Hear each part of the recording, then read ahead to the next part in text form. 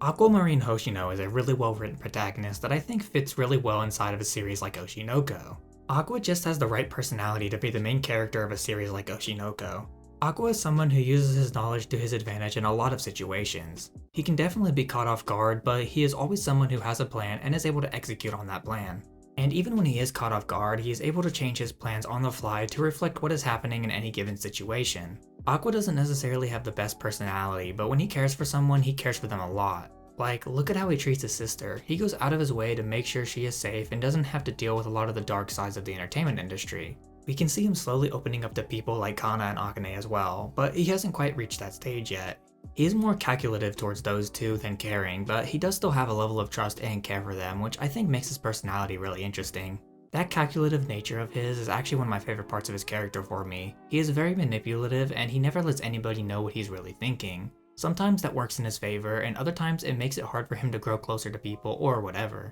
His manipulative nature is shown as not necessarily a bad thing. Like, sure, it is definitely a bad thing, and the series lets you know this. However, for what his goals are, he doesn't really care that much about what the detriments are and only really has one goal in mind. He is able to use this ability to read people really well to grow closer to them. However, he does still get surprised from time to time, and that makes the series more interesting as he isn't some OP protagonist who always has his plans work out. Because people change all the time, and since Aqua isn't a bad person, he encourages them to grow and change as a way to manipulate them, and sometimes it works and other times it doesn't, but that's what makes it a really cool part of his character and the story. Aqua is someone completely consumed by revenge. He will do just about anything to get revenge on the person who killed his mother and idol. He has the conviction, however, he also has his ideals. He wants to get revenge, but he doesn't want to turn into the same person he is trying to get revenge on. We see him struggle throughout the series to form a genuine connection with people because he tries to use people for his ends. However, despite struggling, he is still forming that connection, and these connections are going to be what helps him through the darker moments, just like how he helps these people out during their darkest moments. Aqua may be consumed by revenge, however, he is still someone with a strong moral compass that won't let him be a truly bad person. Which brings me to my next point, which is that Aqua isn't as truly bad of a person as he thinks he is. Sure, he manipulates people and tries to get revenge on people, but his form of manipulation is really just him helping people out and giving good advice to people, which in turn brings in their trust, friendship, and loyalty, which will be integral to the series. Of course, characters like Ruby and Miyako already know that he isn't a bad person and are just waiting for him to come back on the right path, which he slowly is coming out of his shell more and is starting to live a real life just like I would have wanted him to. Aqua is a very smart and cunning character. He uses his knowledge from both his previous life and his current one to help him throughout the series, whether it be with helping people or coming up with a revenge plan. He is also really good at taking in new information and applying what he knows to make more intricate and detailed plans. He is playing 5D chess while almost everyone else is playing checkers. He is also able to deal with people easier with his knowledge that he has and takes in on a daily basis. He gets caught off guard by people a lot, but he is quickly able to recover and come up with new plans and strategies on the fly, which makes him a really adaptable character as well. Aqua being as talented as he is both a shame and a blessing. Now, hear me out. What I mean by this is that he has a talent for a lot of things, like acting and his ability to read people, but he doesn't necessarily use these talents for the good of himself like most people would.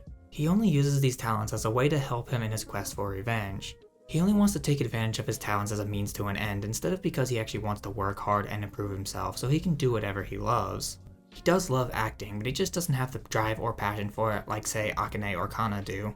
He is held back by his sense of revenge, and that is why it is a real shame that he is so talented, as it feels like he is letting his talents go to waste sometimes by not working to improve himself in any way. However, it is a good thing because his talents are going to allow him to get his revenge a lot easier than what would otherwise be possible, as he needs to enter the entertainment industry to get close to certain people in order to find the person he is looking for.